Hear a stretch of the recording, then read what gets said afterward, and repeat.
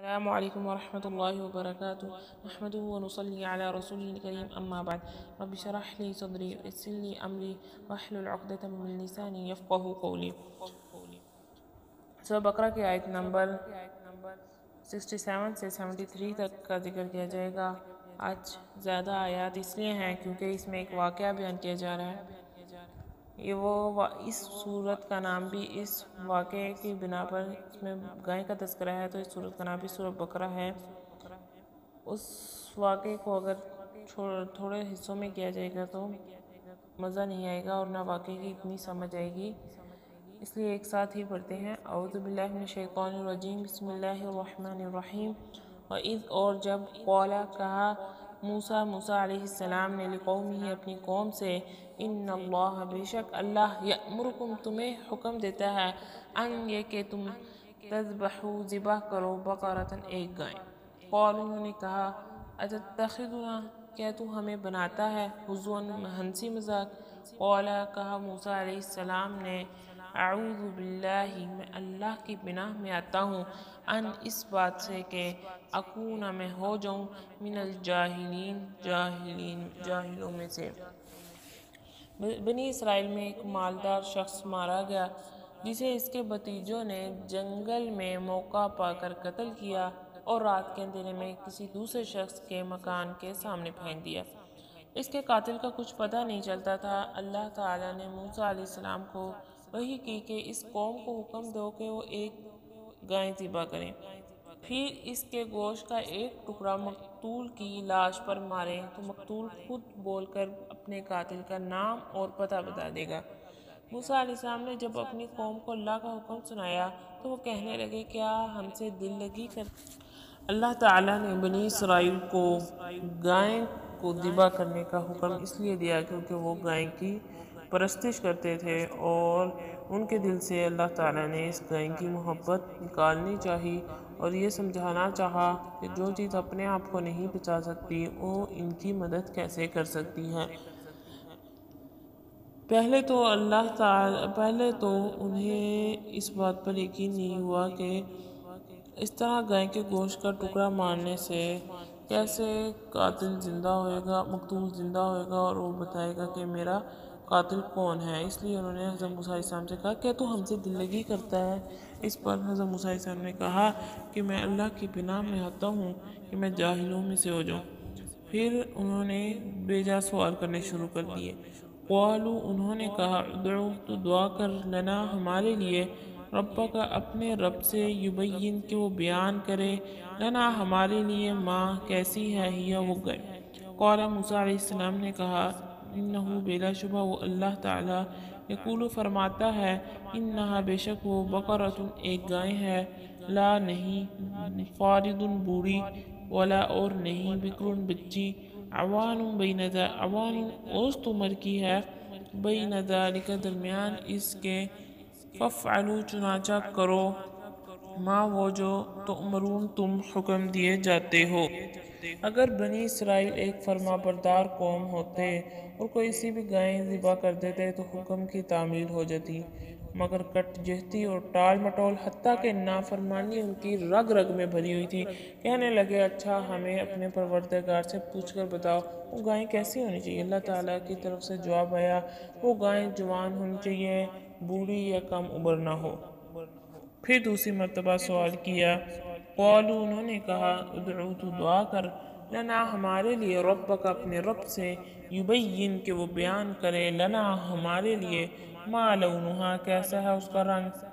قال موسیٰ علیہ السلام نے کہا انہو بے شک وہ اللہ تعالیٰ یقول فرماتا ہے انہا بلا شبہ وہ یہ بقرۃ ایک گائے ہے، صفراء زرد رنگ کی ہے، فاقع خوب گہرا ہے، لونہا اس کا رنگ، تسر خوش کرتی ہے ناظرین دیکھنے والوں کو۔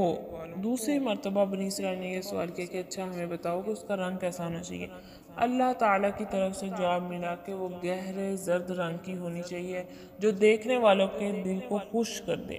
اب بھی حکم بجا لانے پر طبیعت آمادہ نہ ہوئی تو تیسری مرتبہ یہ سوال کر دیا کہ ایسی صفات کی کہ گائیں تو ہمارے ہاں بہت سی ہیں، ہمیں پوچھ کر بتایا جائے کہ اس کی مزید صفات کیا ہیں، تاکہ ہمیں کسی متعین گائے کا علم ہو جائے جس کی قربانی اللہ تعالیٰ کو منظور ہے۔ اللہ تعالیٰ کی طرف سے جواب آیا کہ قالو انہوں نے کہا تو دعا کر لنا ہمارے لیے رب کا اپنے رب سے یبین کہ وہ بیان کرے لنا ہمارے لیے ماہیہ کس قسم کی ہے، یعنی ہم پر متشبہ ہو گئی ہے، بہت ساری اس طرح کی گائے ہیں، ہمیں واضح بتایا جائے کہ وہ کس قسم کی ہے۔ ہیا وہ گائے ان بے شک البقرہ وہ گائیں تشابہ متشبہ ہو گئی ہے علینا ہم پر، وَإِنَّا یقیناً ہم ان اگر شاء اللہ اللہ نے چاہا لمہتدون تو ضرور پالیں گے۔ قال موسیٰ علیہ السلام نے کہا انہو بے شک وہ اللہ تعالی یقول فرماتا ہے انہا بلا شبہ وہ بقرۃ ایک گائے ہے لا نہیں ہے دلول محنت کرنے والی تثیرو کے بذریعہ حل پھاڑتی ہے الارض زمین کو ولا اور نہیں تسقی سیراب کرتی الحرث کھیتی کو مسلمۃ بے عیب ہے لا نہیں شیعہ کوئی داغ دبا فیہا اس میں قالو انہوں نے کہا الآن اب جئتا تو لایا ہے بالحق حق کو فذبحوها پھر انہوں نے اس کو ذبح کیا وما اور نہ کادو وہ قریب تھے یفعلون کہ وہ ذبح کرتے۔ اللہ تعالیٰ نے فرمایا کہ وہ گائیں ایسی ہونی چاہیے جس سے ابھی تک کھیتی باڑی کا کام لینا شروع ہی نہ کیا گیا ہو، یعنی وہ ہل کے آگے جوئی گئی ہو اور نہ کنویں کے آگے تندرست ہو اور صحیح سالم ہو، یہ نہ ہو کہ کسی بیماری یا کمزوری کی وجہ سے کام نہ لیا جا رہا ہو اور اس میں کوئی داغ بھی نہ ہو۔ غرض یہ کہ یہ قوم جتنے سوال کرتی گئی پابندیاں بڑھتی ہی گئی، ان ساری پابندیوں کے بعد بس اب ان کے ہاں صرف ایک ہی گائے رہ گئی جو تقریباً سنہری رنگ کی بے داغ اور جوان تھی، اور ایسی ہی گائیں ہوتی تھی جسے پوجا پاٹ کے لیے انتخاب کیا جاتا تھا۔ اب ایک تو انہیں اپنے معبود کشی کی ذہنی کوفت تھی، دوسرا یہ کہ جس شخص کی گائیں تھی وہ ایک نیک بخت آدمی تھا جو اپنی ماں کی بہت خدمت کرتا تھا۔ جب اسے اس کی اہمیت معلوم ہوئی تو اس نے منہ بھر کر اس گائے کے دام مانگے۔ اس کی قیمت یہ ٹھہری کہ گائے کو ذبح کرنے کے بعد اس کی کھال میں جتنا سونا آئے وہ اس کی قیمت ہوگی، چنانچہ ان لوگوں کو وہ قیمت ادا کرنا پڑی۔ اتنے سوال و جواب کے بعد مزید انکار کرنا بھی اب ناممکن تھا۔ اس کے بعد بالآخر انہیں اس گائے کو ذبح کرنا ہی پڑا۔ اگر وہ اللہ تعالیٰ کے پہلے حکم پر ہی گائے ذبح کرنے کو آمادہ ہو جاتے تو وہ کوئی بھی گائے ذبح کر سکتے تھے۔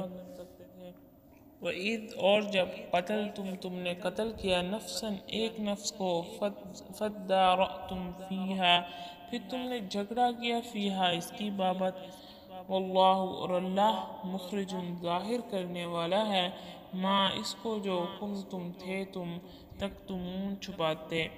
قاتلوں کا جرم صرف یہی نہیں تھا کہ انہوں نے مال و دولت کے لالچ میں آ کر اپنے چچا کو کٹ ڈالا تھا، بلکہ ان کا دوسرا جرم یہ تھا کہ لاش کو کسی دوسرے شخص کے دروازے پر پھینک دیا تاکہ ان پر شبہ نہ ہو سکے، اور تیسرا یہ کہ خود شبہ سے بچنے کی خاطر اس قتل کا الزام دوسروں پر تھوپ رہے تھے۔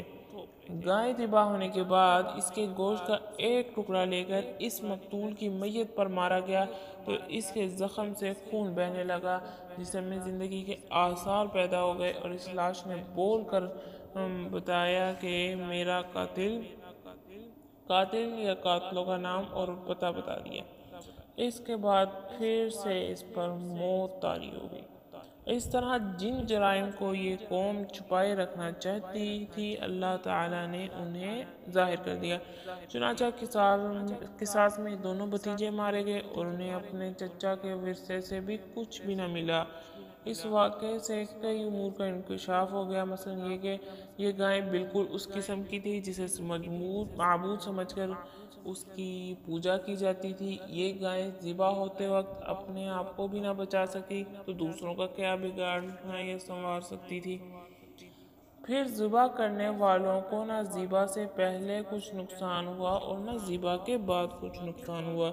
جس بات کو یہ لوگ چھپائے رکھنا چاہتے تھے اللہ تعالیٰ نے اسے اس طریقے سے ظاہر کر دیا۔